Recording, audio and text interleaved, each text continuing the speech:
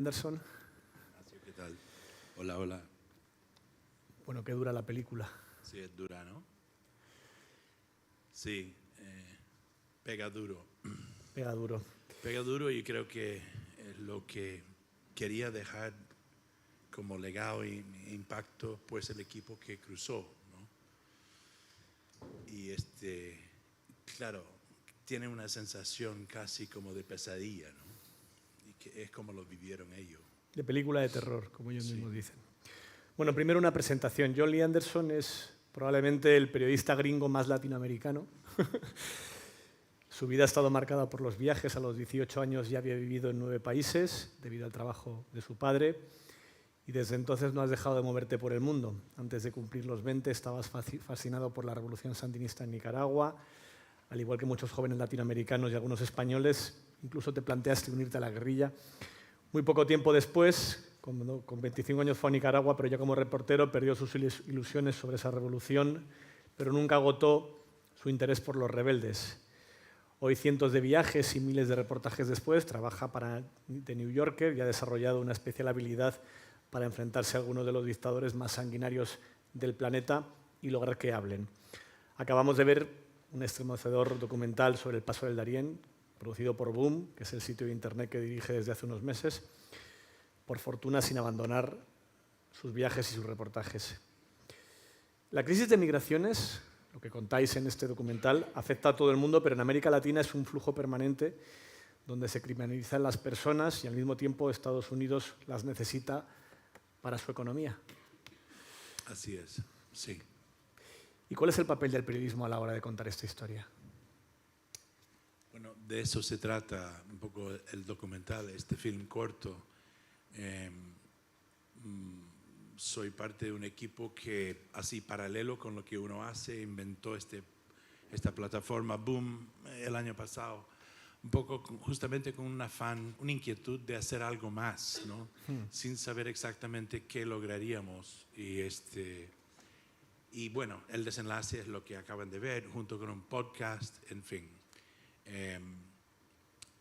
Optamos por el tema de la migración porque es el elefante en el salón, ¿no? Es el gran tema, ¿no? Es el tema que, por un lado, demuestra un poco el colapso de sistemas, países enteros, sus economías, sus fibras sociales, sus estados de derecho, en algunos casos en América Latina, ya que estamos hablando de esa región. Y también, por otro lado, ha sido el detonante para la xenofobia y la ultraderecha, la aparición de alguien como Donald Trump.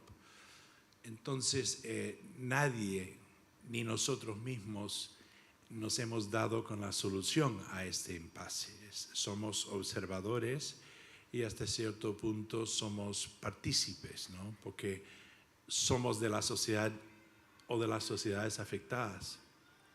Y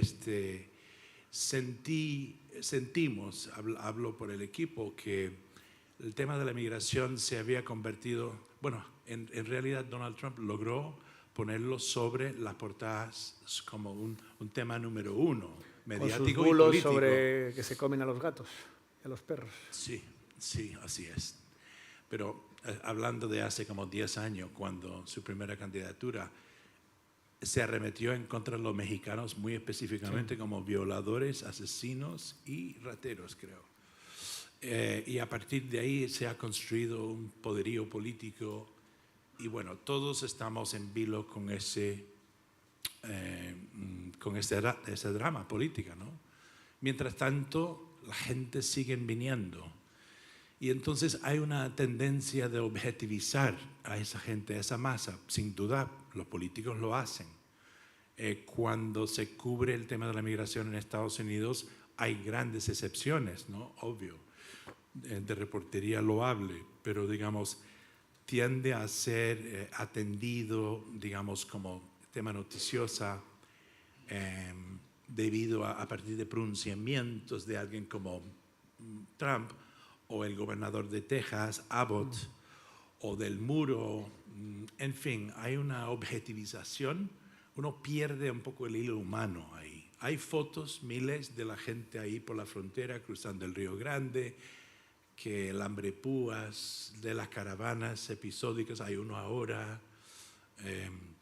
Queríamos llegar más de cerca, y el Darién nos parecía a nosotros como el gran drama, ¿no? Que es el único lugar en las Américas, de hecho es el ombligo de las Américas, es lo que une el norte y el sur, y por X razones es la única parte no unida por una carretera. Sin embargo, en los últimos 3 años,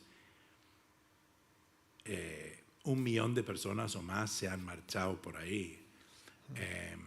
Imagínate, hace 30 años, Ignacio, yo crucé a pie el Darién 2 veces, Sí. pero en un plan semiaventurero de seguir los pasos de Balboa, del Atlántico al Pacífico. Y era pura selva, me topé con algún que otro forajido por ahí, pero era, digamos, tema indígena, ¿no? ¿Cómo ha cambiado eso? O sea, el hecho de que la gente pasan sin que los gobernantes y los estados, con sus estados de derecho respectivos, tanto en Panamá como Colombia, los 2 países más afectados directamente, los ignoran. Tengo muchas amistades en Panamá, y me acuerdo, algunos son políticos, otros son empresarios, mediáticos. Él les preguntaba, oye, ¿y el Darién? Me decían, ¿qué? Yo digo, lo que está pasando.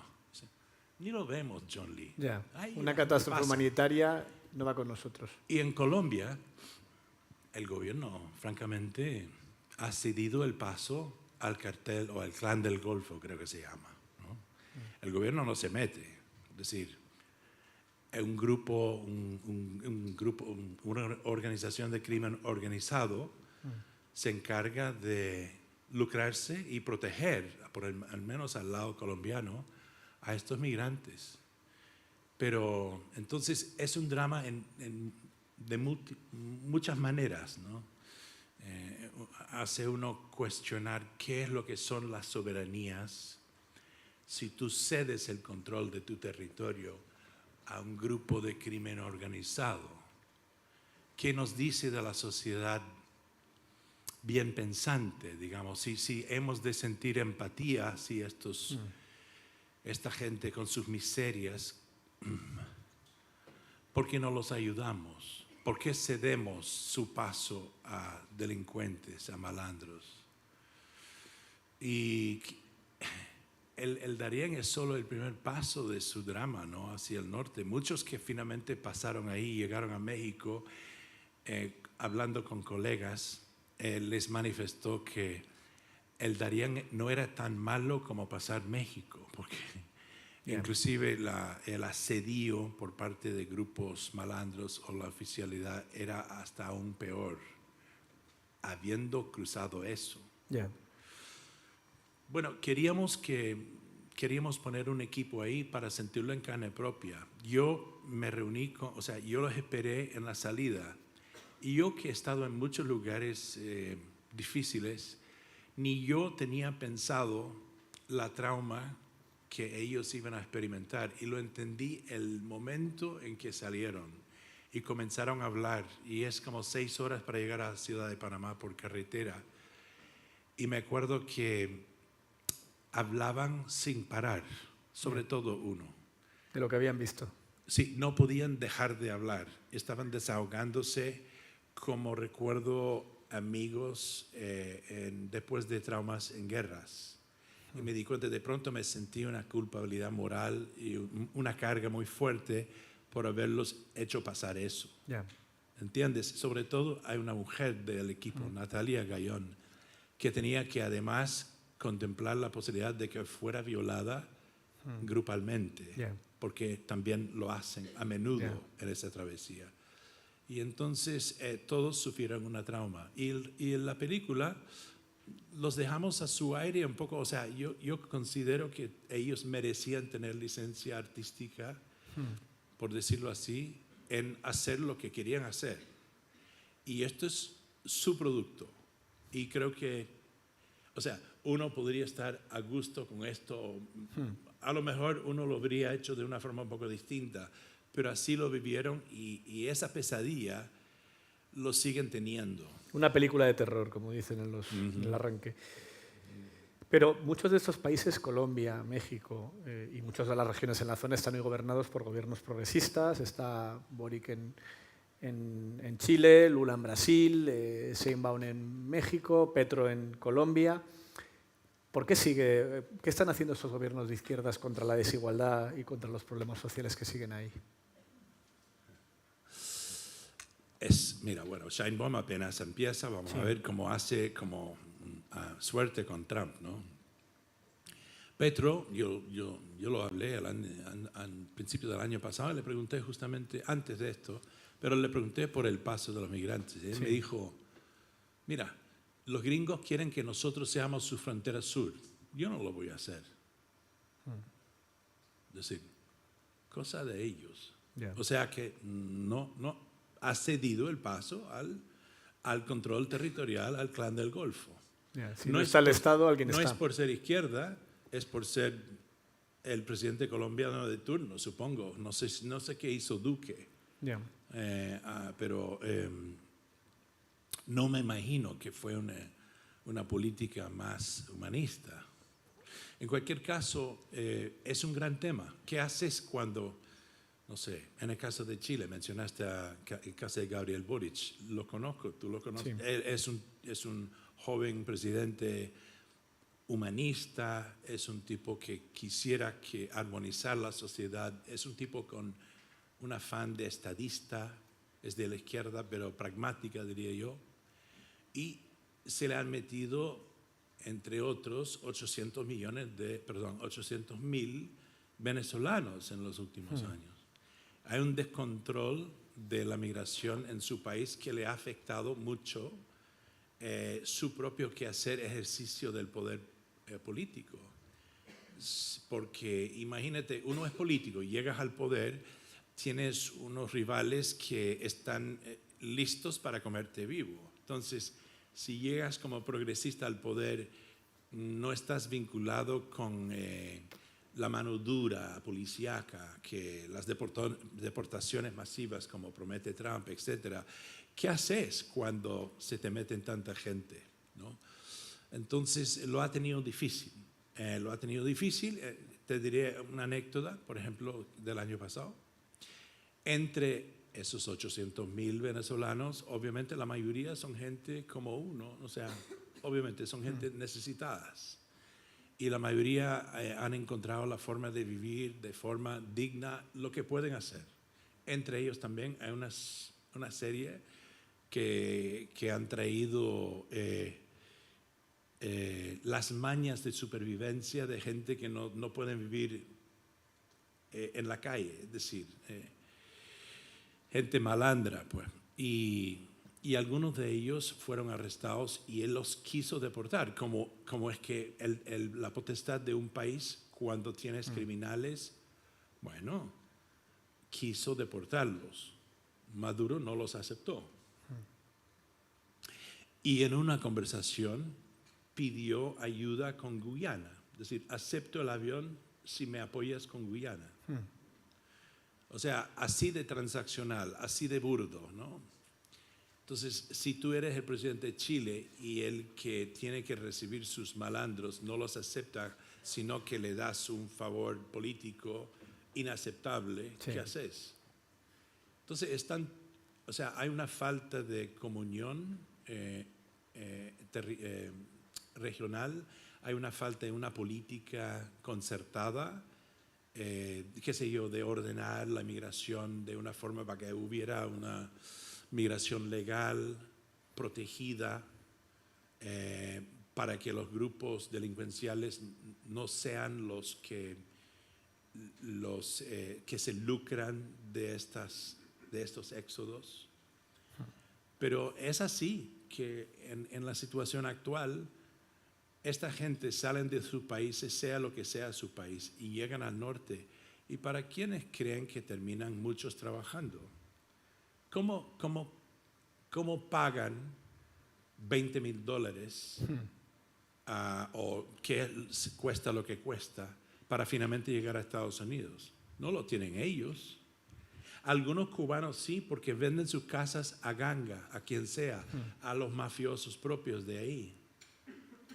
Y pagan para llegar hasta Managua y luego de ahí pagan otros traficantes para dejarlos en la frontera. Pero luego ellos tienen una deuda. Entonces, estamos por no enfrentar la migración como la crisis que es y darle cabida legal, estamos entregando toda esta gente a manos delincuenciales, a sindicatos del crimen que cada vez están poniéndose más fuertes y en algunos casos en colusión, en complicidad con regímenes políticos. Estás estos días en España presentando este libro. He decidido declararme marxista, se titula. ¿De dónde viene el título y por qué lo has elegido ahora? ¿Y por qué qué? ¿Y por qué has elegido poner este título? ¿De dónde viene el título y por qué elegiste este título?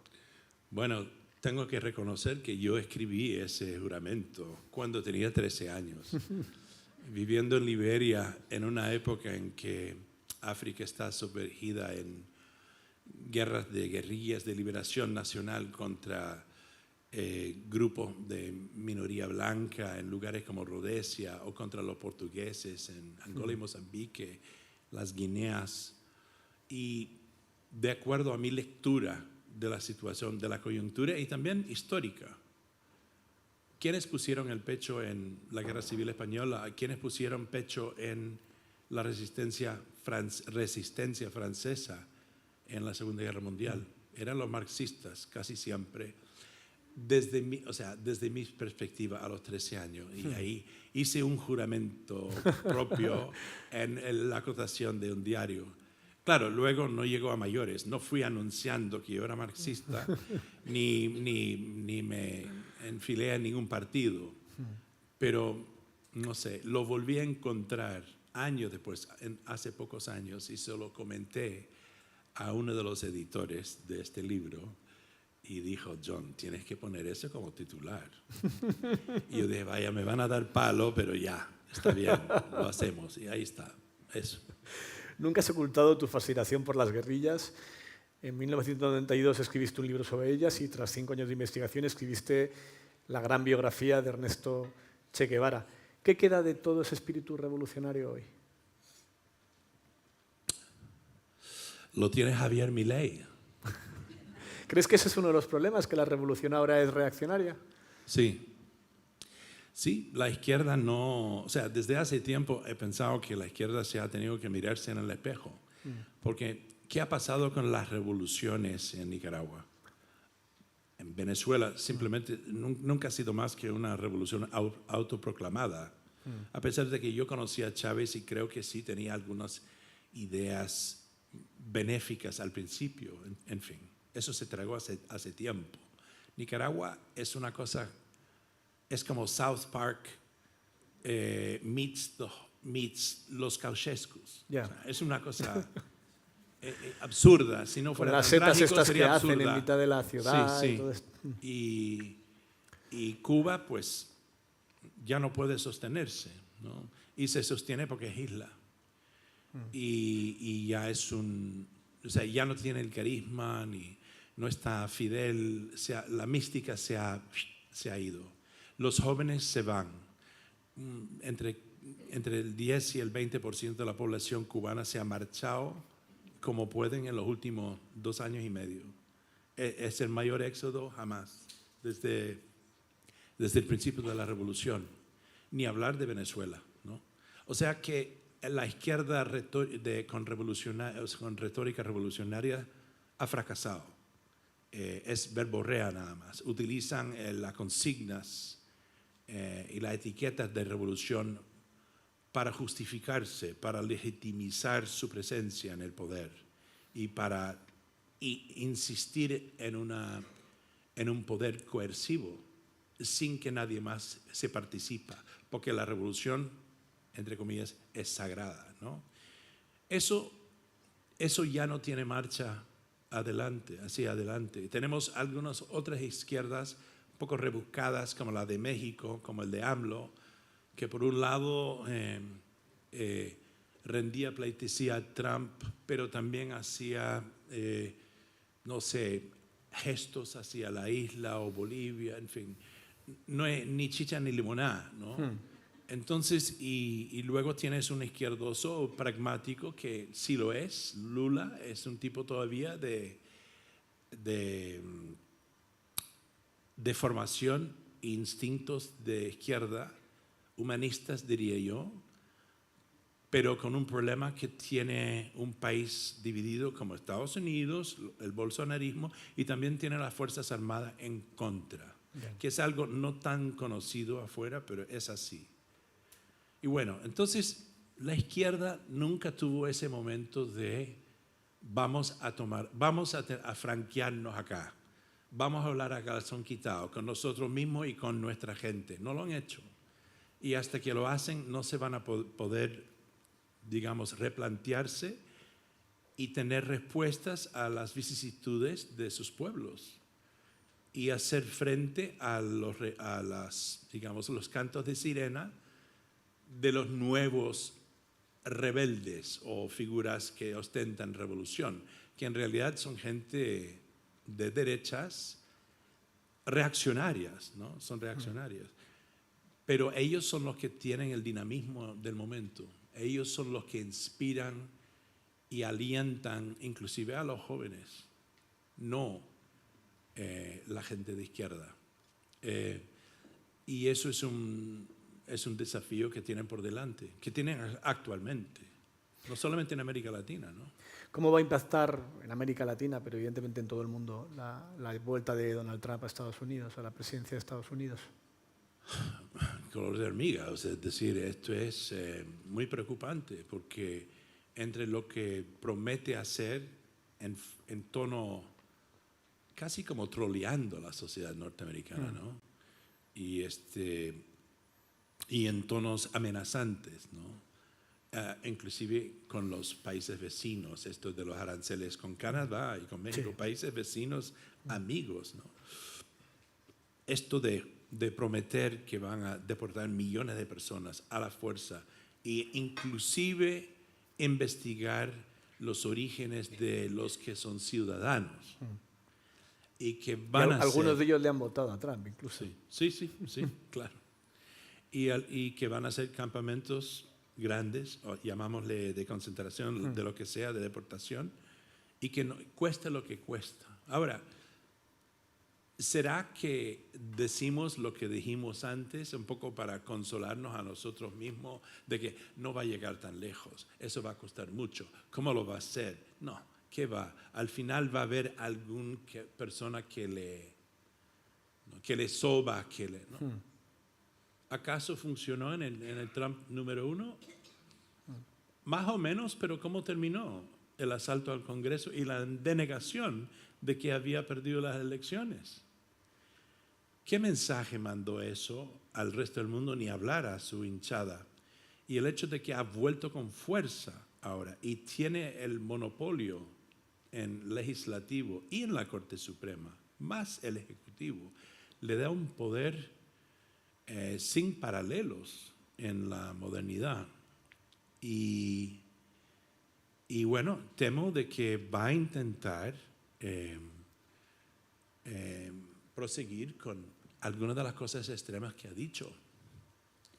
Yo creo que él se considera una especie de mecenas que va a cambiar Estados Unidos, y creo que hay muchos oportunistas alrededor de él y algún que otro desquiciado que van a tener poder para asistir en eso. Algunos de sus nombramientos también demuestran que esta vez va por todas. Sí.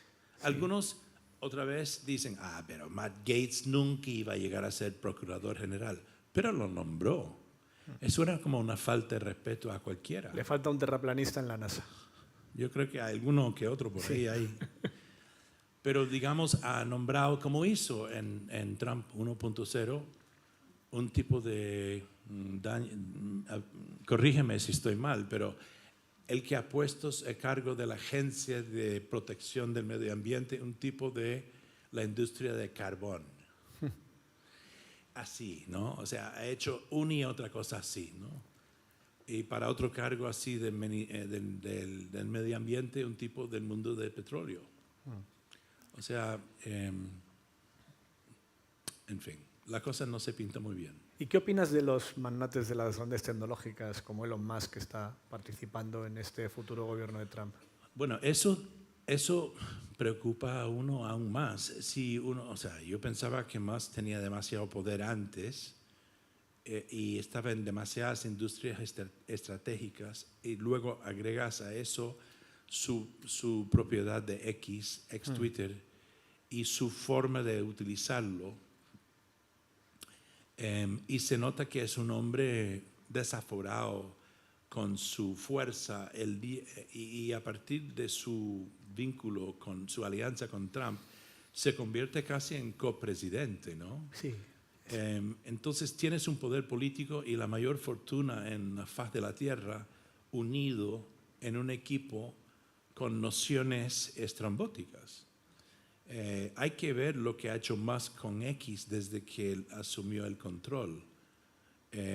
El costo no le importa nada, ¿no? El hecho de que gastó 55 mil millones de dólares en X y ahora vale 18 mil millones no le importa nada. Eso lo puede perder o ganar en una semana. Él es demasiado fuerte económicamente como para fracasar ya.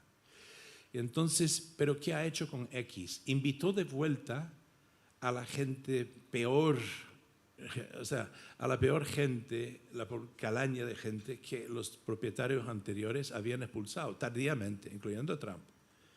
Como Andrew Tate, el misógino, como, ¿cómo se llama? Este que deniega la masacre de los niños en Estados Unidos, Alex Jones, otro teórico de conspiración, pero inexplicable, ¿no? ¿Por qué denegar una masacre de niños, ¿no? Y hay un racista en Inglaterra, lo menciono porque este hombre estaba detrás de los motines raciales en Inglaterra que sucedieron hace unos meses. En cada caso de estos tres, fueron expulsados por propagar mensajes de odio y falsos en Twitter.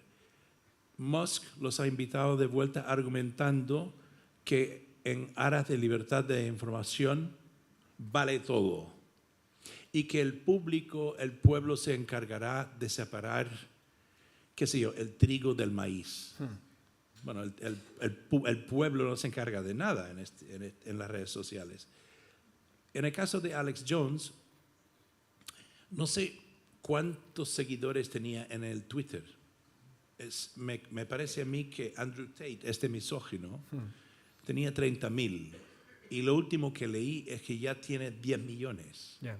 Entonces, no solamente los ha invitado de vuelta, les ha dado ha púlpito de nuevo, sino les ha hecho ricos. Si no eran ricos antes, ya son ricos porque tienen millones y millones de seguidores con mensajes de odio. Y eso es muy preocupante, que ese hombre va a ser, en términos prácticos, el copresidente de Estados Unidos. A lo largo de tu carrera te has enfrentado cara a cara con algunos de los personajes más siniestros de la historia reciente. Pinochet, Charles Taylor, el dictador liberiano. ¿Cuál te produjo más inquietud? Entre Pinochet y Charles Taylor. Sí, puedes elegir a un tercero.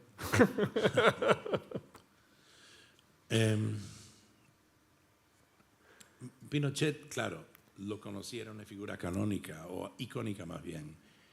Y yo tenía muy presente de que estaba delante del último dictador fascista, verdaderamente fascista del siglo XX. En orden descendiente era Hitler, Mussolini, Franco y Pinochet. Y él estaba ahí, delante mío. Entonces, era como una oportunidad histórica, personal, tenerlo de frente. Eso no lo podía perder. Tampoco era algo que había soñado, ¿me entiendes? No es que yo, ay, por favor, quiero conocer a Pinochet, no. Pero tenía esa oportunidad y lo entendí dentro de su, digamos, su cuadro de pensamiento. Era alguien formado por oficiales alemanes en los años 20 y 30, era pro-eje en la Segunda Guerra Mundial, era nazi, ¿no? O sea, era nazi. Es más, invitó a Walter Rauff a vivir en el país, el que inventó las cámaras de gas móviles. Y murió ahí feliz de la vida bajo su propio nombre, de vejez, protegido por Pinochet. Es decir, eso era, digamos, el último reducto del eje de lo que había pasado aquí en Europa hacía años antes.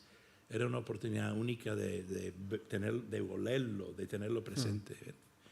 Pero entendí que él creía, él tenía una ideología, no era la mía, pero él creía lo que hacía. Pensaba que verdaderamente el comunismo era el peor lastre sobre la faz de la tierra y él tenía que extirparlo como un cáncer.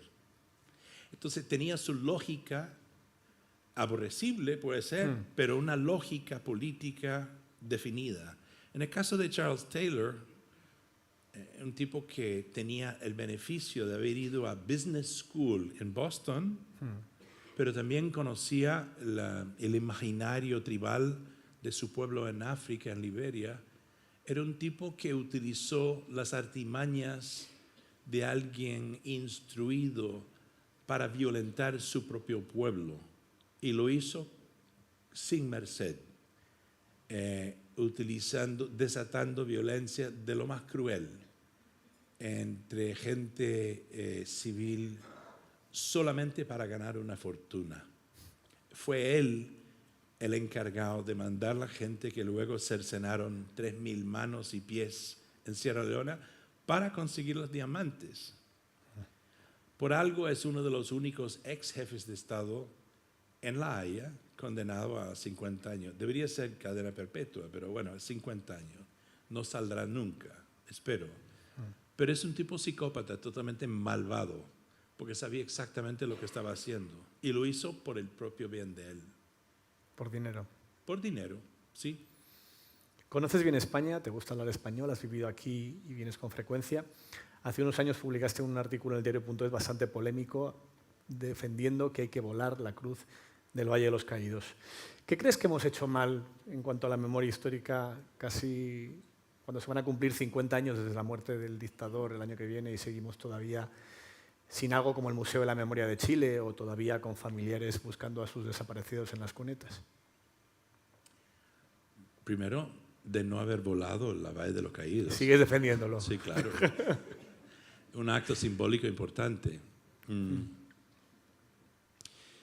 Claro, y tú sabes bien la historia, pero cuando yo fui ahí me encontré con gente haciendo... Sí. Ellos es como decir, mientras existe este monumento, existimos nosotros. Así lo toman ellos. Es un lugar nefasto, totalmente nefasto. De hecho, no lo había pensado antes. Era cuando fui que me di cuenta. Y nunca en mi vida antes había pensado, hay que reventar un monumento, hay que explotar un lugar histórico. Ese lugar es totalmente malvado y hay que volarlo. Y yo creo que al haberlo volado habría sido mejor quizás o más fácil para tener una conversación abierta en España donde realmente exorcizaran sus fantasmas. Pero habiendo dicho eso, no sé si jamás eso habría sido posible porque Franco duró en el poder tanto que logró moldear los españoles a su antojo a través de 2 generaciones. Y la clase política que heredó el poder de él hizo un pacto de olvido. Se acurrucharon en la cama con sus antiguos torturadores con tal de recibir una cuota del poder a cambio. Y no permitieron que su gente buscase sus seres queridos muertos y desaparecidos. Recién ahora, hace 20 años, los nietos, algunos valientes, empiezan a buscar. Y mira todo el bochinche que causó cuando este gobierno quiso mover el viejo de su tumba. Sí. Y resulta que el Estado todavía estaba pagando la Fundación Francisco Franco. Me parece inconcebible. En el pueblo donde yo vivía en España, en Andalucía, tú sabes la historia. Este acento es de Granada, ¿eh? ¿Ah? Que tu acento es de Granada. Hay un cementerio oficial, hasta con una cruz de los caídos, ¿no? Para los que no sepan, son los que cayeron por España, en el lado conmemorado bueno, por Franco. Y hay 600 cadáveres en una fosa común extramuros que jamás ha sido excavado. ¿Por qué lo sé yo? Por una antropóloga forense, hija de oficial franquista, que consiguió el archivo, el expediente, no de los comunistas, no de los rojos, sino de los militares, por ser hija de militar. Y fue ella que me dio la información. Pero nadie se atreve a buscar sus muertos ahí. Entonces quedó por más que aquí hablan de la dictadura blanda en los años 70 al final, quedó un ambiente coercivo en torno a los hechos de sangre anteriores. Porque, ojo, ese gobierno, que sí, ya el dictador murió hace 50 años, nació en un baño de sangre y la sociedad entera se tuvo que tragarla. Eso. Nos hemos quedado sin tiempo. Muchísimas gracias, John Lee Anderson, ha sido un placer. Seguimos con la siguiente mesa. Gracias. Gracias.